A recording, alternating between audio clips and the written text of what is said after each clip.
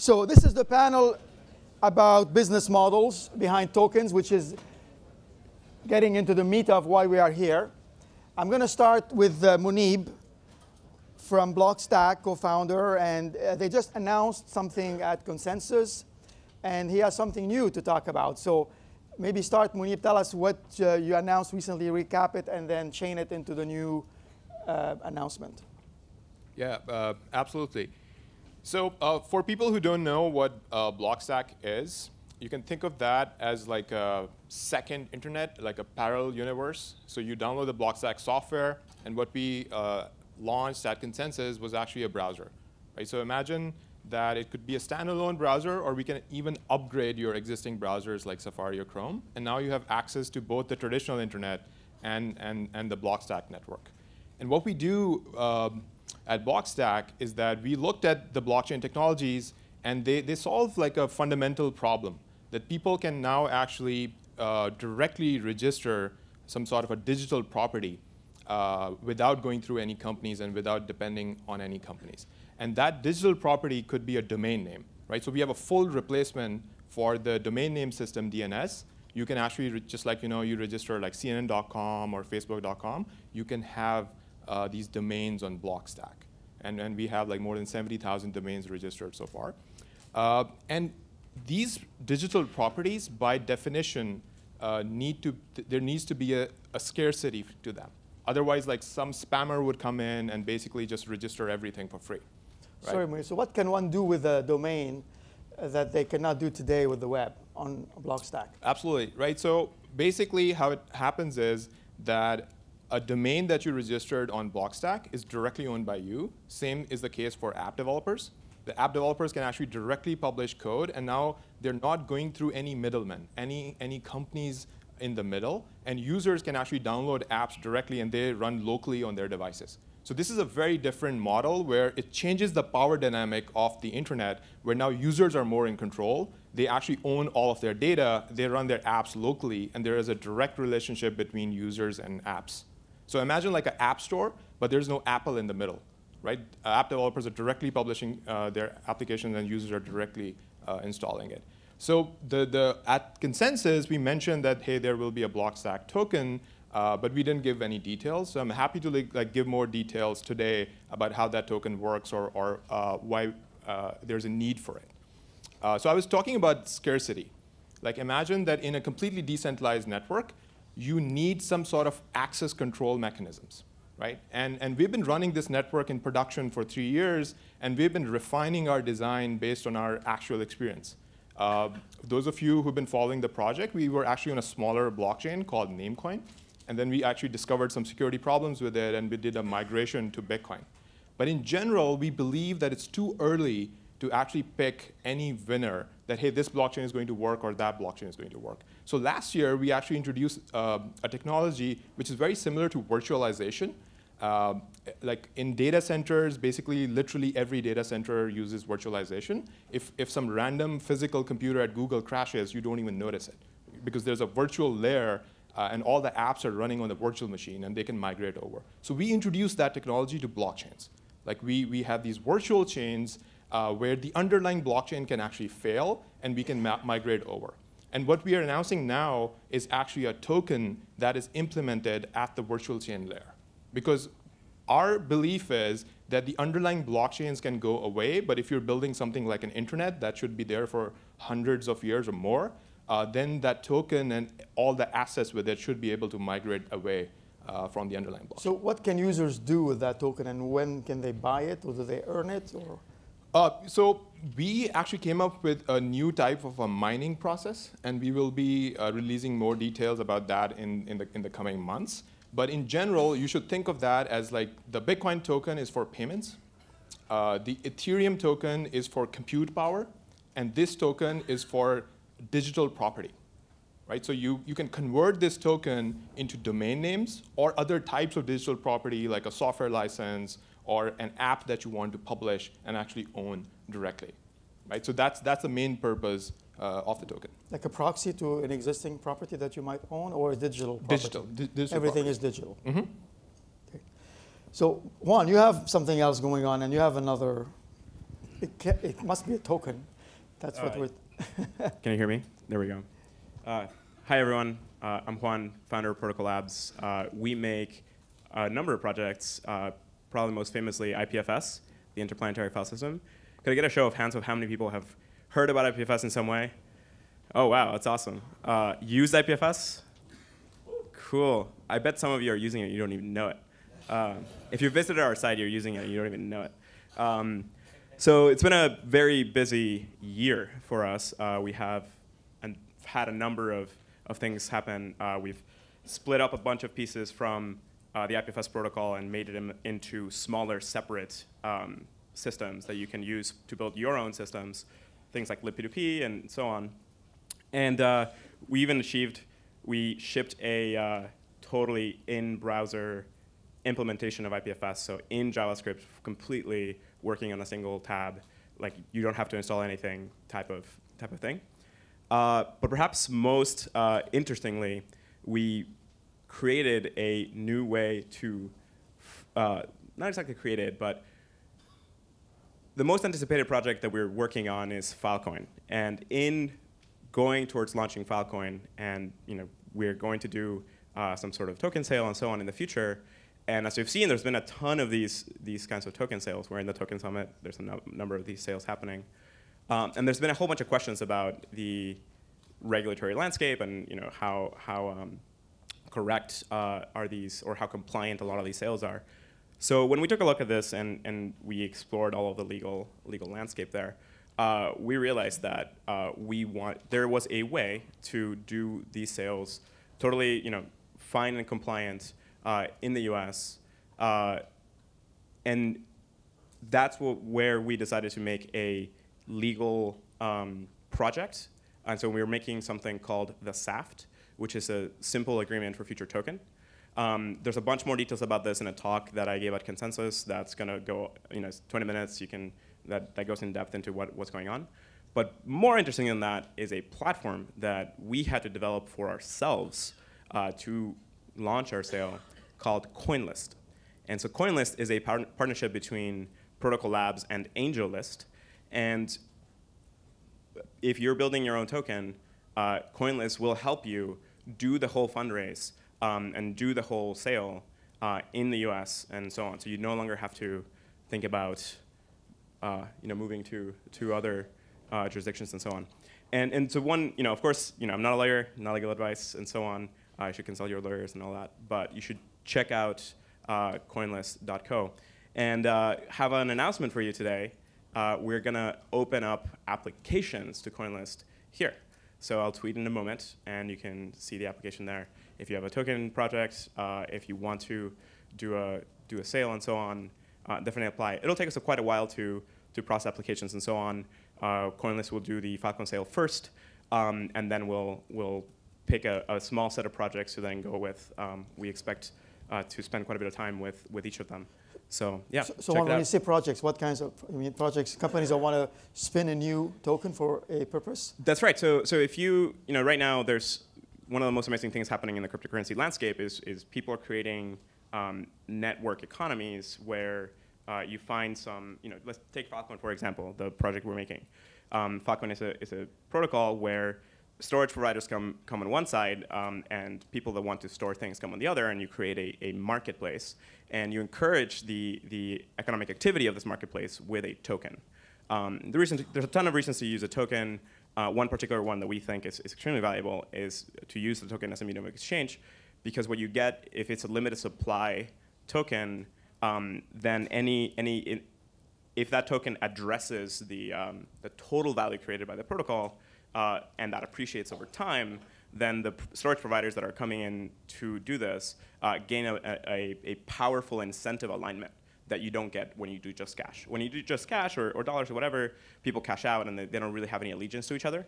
But when they're together working on the same asset and that can appreciate, there's a very powerful incentive alignment that comes from that. And so you can see this today in Bitcoin and Ether and so on. If you own Bitcoin, Ether, and so on, you can either mine more or you can work for the network in some way and improve it, and then that will potentially increase the price of the network. And so that's a really powerful thing to do, and so that's what Filecoin filecoin is about.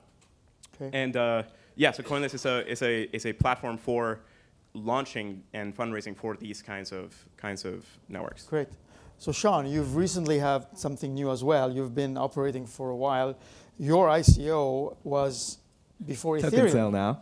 Sorry? Token sale. Token sale. You had your token sale even before Ethereum's, and you've been operating for a while.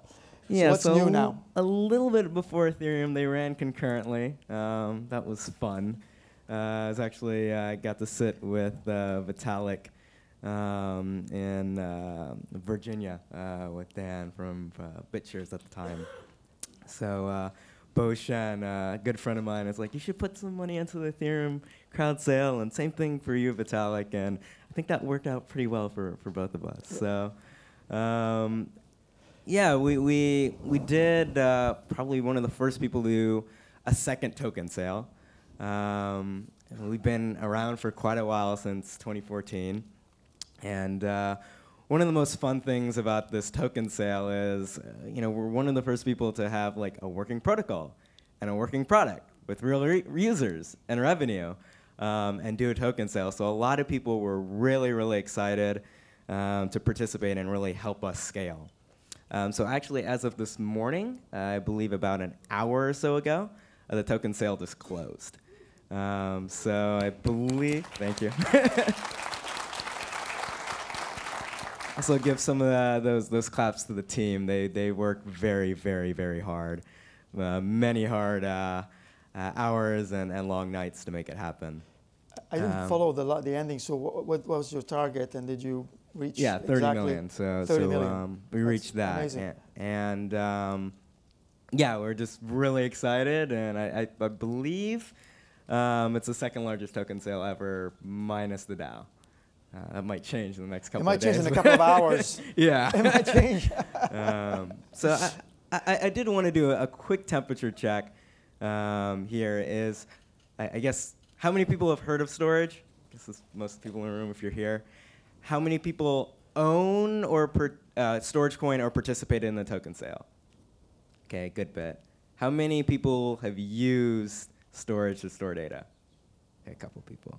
All right, we have something fun coming for you guys in the next couple of weeks. Hopefully double or triple the number of hands out there. So Correct. That's us. So we're going to come back to you about talking about the business model and going deeper in what you're doing. So David, you don't have any announcements, but you have users, and your token price has just gone up the roof in the last couple of weeks. So tell us more about what's SIA, and then I want you to comment, if you can, on what is really going on. Yeah, so my name is David, and I'm one of the co-founders at SIA. And so back in 2013, we were at Hack MIT, and we were poking around at like ways to improve Bitcoin. We sort of thought proof of work was dumb, and maybe we could do better. And we no longer think that SIA is a proof of work blockchain, because proof of work is beautiful. But in the process of poking around, we sort of had this like really elaborate storage construction where people are storing data and making money and then trying to like build consensus. And we're like, well, like actually, this is really efficient. And like, there's a marketplace here, and like we think we can drive prices like down below 10% of what Amazon's doing.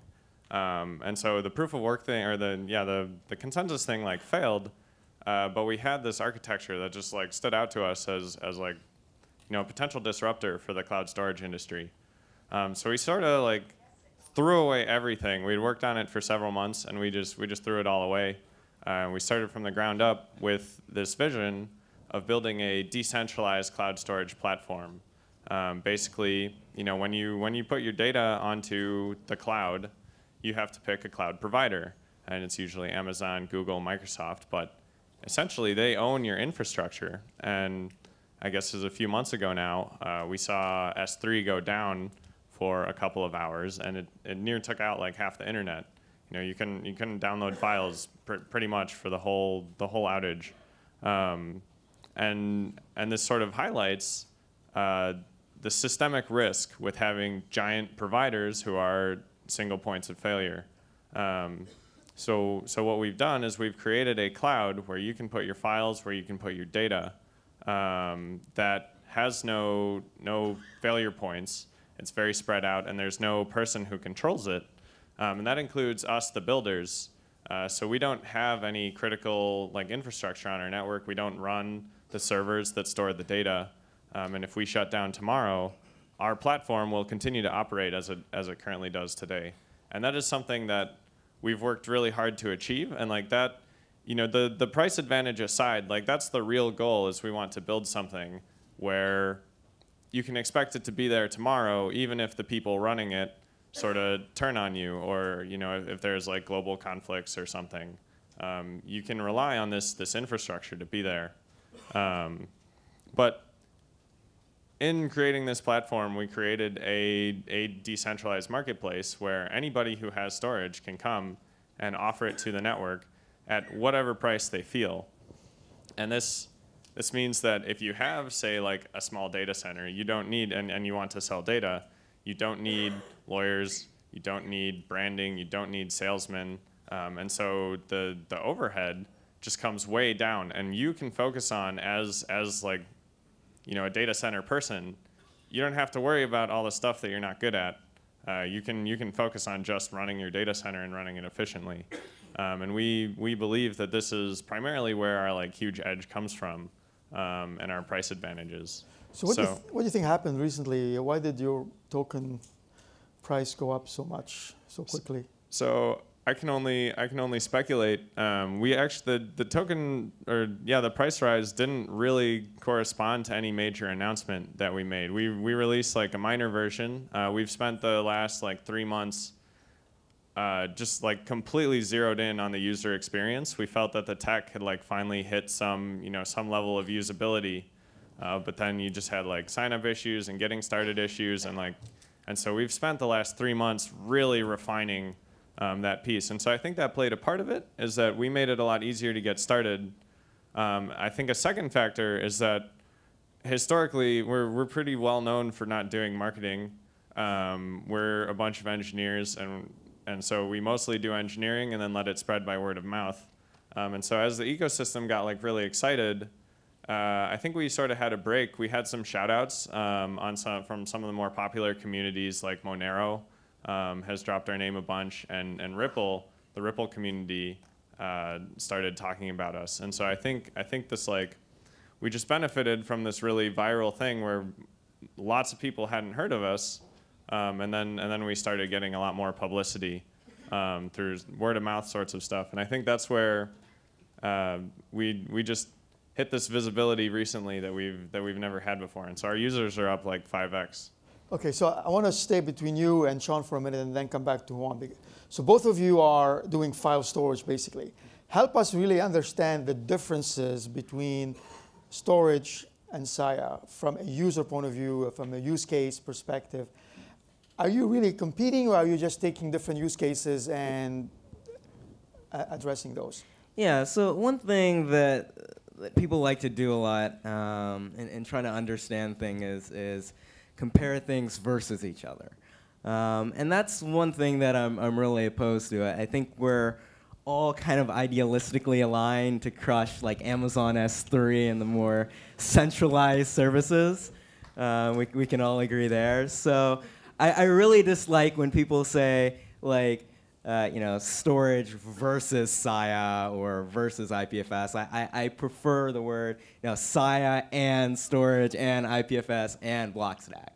And the second component to that is while there may be some differences on kind of the business models and the protocol levels, on the protocol levels, this is do you do a comparison really between TCP and UDP, right? It's they're just two protocols that do different things, and some have some use cases that are better and others don't. So we can talk briefly about some of the differences, but I just wanted to make that point there. I want to stay at the user level. So why would the user use storage?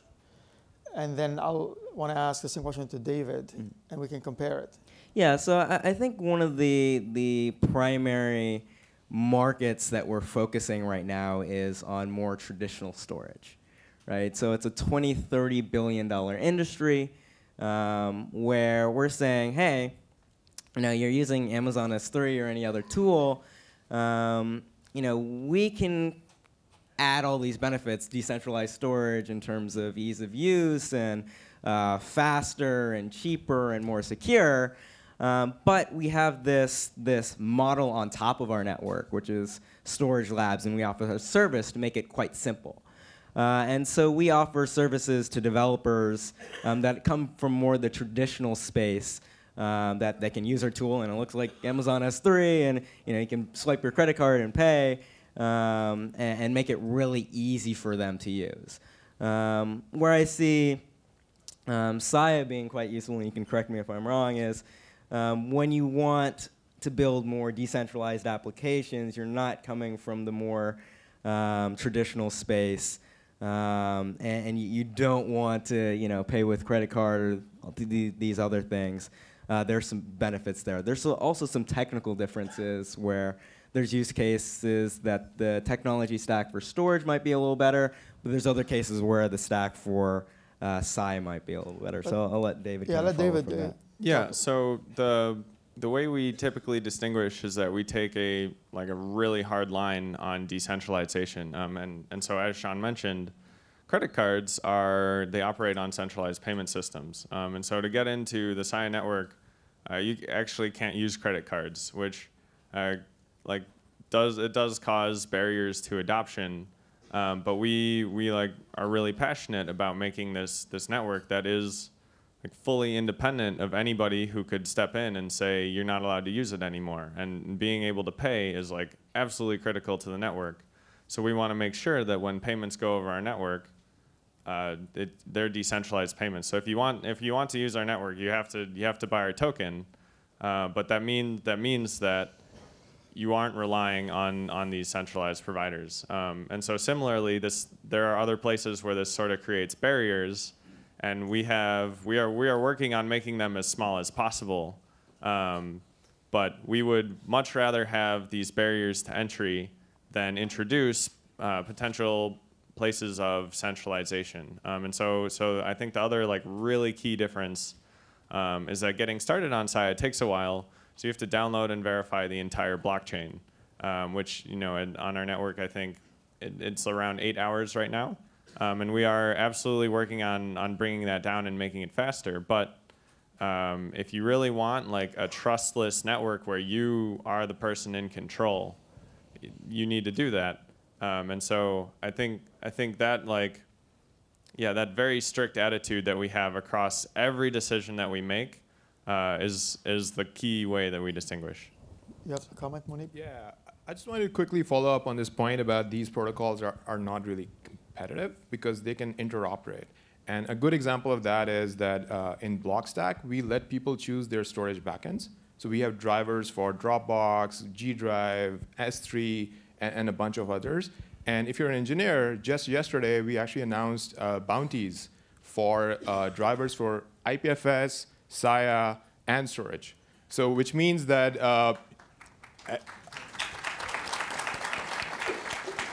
and I think the last time I checked Slack, people were saying that the implementations are already underway. People are trying to claim the bounties. So which means you can actually plug in IPFS if that's what you want to use, or you can plug in Saya if that's what you want to use, and these protocols can actually interoperate very easily. And actually, when their announcement got made, 2 members of our community stepped forward and matched their bounty for the Saya implementation. So that's the fun thing about that was not us. So I wanted to kind of follow that is that again with the thought of these networks and we're all working very hard on our own individual stacks, but they are all open networks and all open source protocols. And so as we try to find ways to work together, it really comes down to the community having incentive to link these things together. The way I see it is, we'll work in our silo, and Sai will work on their silo, and others will work on their silo. But there'll be some community member that will say, hey, I understand this protocol and this protocol. They both have tokens. I'm highly incentivized to build a bridge between the two and arbitrage and make a lot of money. So there's heavy incentives for these networks to connect and work together. And that's something that open protocols have that the traditional cloud storage platforms don't. Like, you can't put your data in Dropbox and take it out of box. Like, it's never going to happen.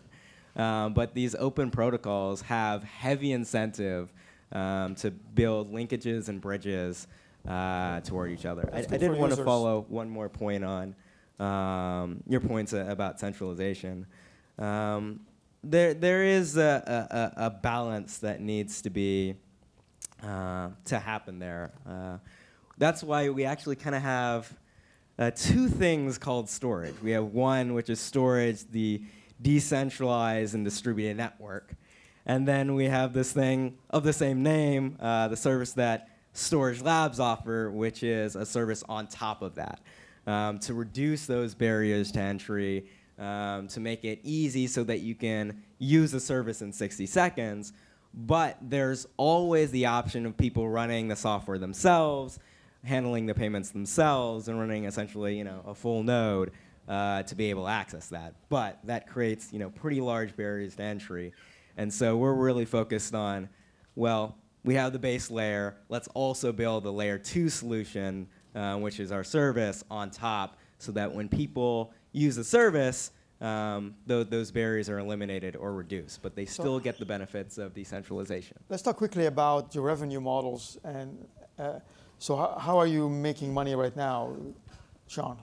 Yeah, so it's all happening. Well, there's two layers of value creation. One is on the protocol level, and one is kind of on the company level. So the way we see it is decentralized storage is hard. I think we all can agree with that. And there's a lot of services and components to it. And so what we do is we abstract that for the user, and so it's a value-added service that we make money on. So the way I like to describe this, imagine that you have a bunch of farmers producing apples, and they're out in the countryside. And you yourself in this open network can go drive out to the countryside and go purchase 1 or 2 apples from a farmer and drive it back to your house. Or you can have someone like us who goes to these farmers, buys 10,000 apples at a bulk discount, can do quality control, pack them, ship them, clean them, and transport them to the local grocery store. And we can do that much more efficiently and much more cost effectively at scale than anyone else could. And so we make money in that margin of cost effectiveness, and it ends up being a lot easier and cheaper for the user to pick it up at the grocery store than it is for them to get it themselves. And that's where we kind of make our margin, is that value added service. But it's still an open network. Anyone else can do this. Anyone else can go ahead and do that, but that requires you putting in the work. What's like an example, dollars and cents? Is there you have like a price list or something like that, or? Yeah, so we just offer fixed pricing. We found that people really don't want, on the top level, people really don't want to deal with bidding and asking for storage. So we just abstract that layer on top of them, so for them. So they just have fixed pricing. They get their storage. They know what they're getting, and they don't have to worry about any of the other components. Okay. David, you have something to do with percentages, 3.5%, something like that. You explained to me last time. So we wanted, when we created the network, we wanted to align the incentives of the developers with our goals. And so we thought the best way to do this was to take a percentage. So there's a specific type of transaction on the SIA network called the file contract. And so any time that a renter and a host are interacting, they go through this file contract. And so you put money into the file contract, and then you can use it to upload and download. But when you put money into the file contract, we take a essentially 3.9% cut of that file contract, and that's where our revenue comes from. Which means if we have this crazy speculative asset, that we don't actually get that much reward for our token price going through the roof. Where we make our money is when people are actually using it for the project's stated goals. And we are not making as much money as we would have on the speculative side, but we are, I think, very content with the way we've set it up. Great. How about Juan? I think it's really critical as we form these networks to think through monetizing directly at the protocol layer. So this is our approach, our take on this is our business model will come from just reserving some portion of the currency. So this is similar to what the Ethereum Foundation did with Ether, where they pre-allocated some amount for the foundation and so on. And we think that this structure aligns the incentives of trying to grow the value of that currency. So like everyone that has currency wants to grow the value of the currency. Now the next step is you have to make sure that the value of the currency accurately tracks the value created by the protocol. And this is not easy to do. But if you create a protocol that does that, where if you create value in some way with the protocol by facilitating file exchange, by driving the prices of storage down, by putting a ton of storage around the world to use, when you do that, if that can translate to a positive pressure on the price, then you have a much better connected business model with the actual service you're providing. And so you get everyone to agree and align themselves with positive value creation out of the protocol, and you create an asset that tracks that. It's kind of like you can think of filecoin as like the kind of like the not exactly an index, but like the value as addressing the value that is being created. And we think that that's super critical. And we think that prevents you getting distracted and focusing on different layers of the stack that, right now the centralized cloud, Google and Amazon and so on, Amazon is closely tied to the actual value they're providing. But sort of, Dropbox, Box, and so on, you're not getting the raw storage prices. You're getting much, a value-added service on top. And it's not really a protocol. Like they're strongly incented to keep you in that platform. They're strongly incentivized to make all of their addresses, a file that you share on Dropbox always starts with dropbox.com, so that everyone knows that it's over there, and they have your data locked up, right? And so we think it's really important to focus on the protocol layer, not on services or products on top. And the separate thing to that is I really hope that as we build these decentralized networks, we don't fall into that trap of addressing things to that one network, right? So one of the things that we did over the last year or so is build a protocol or a small format for addressing data completely independent of network, like completely independent of which network you're actually storing it in.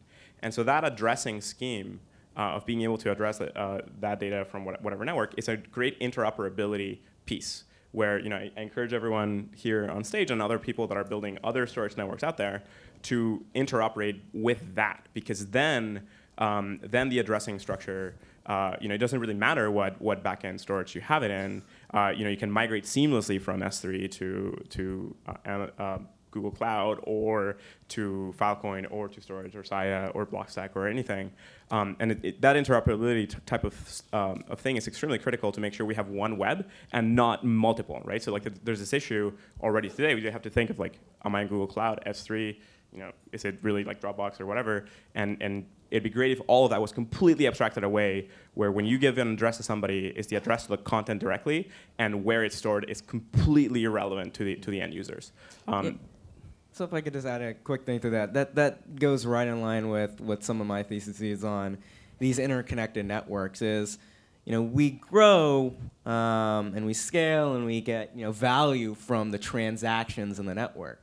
And so when you connect these networks together, that just opens up much more possibilities of data flow between multiple applications, and it just increases the possibility of the cool things that could be built and the use of the data. Whereas when it's in these little silos, like the value creation there, the use of it is quite limited. So there's very strong incentive to link these things together. Munib?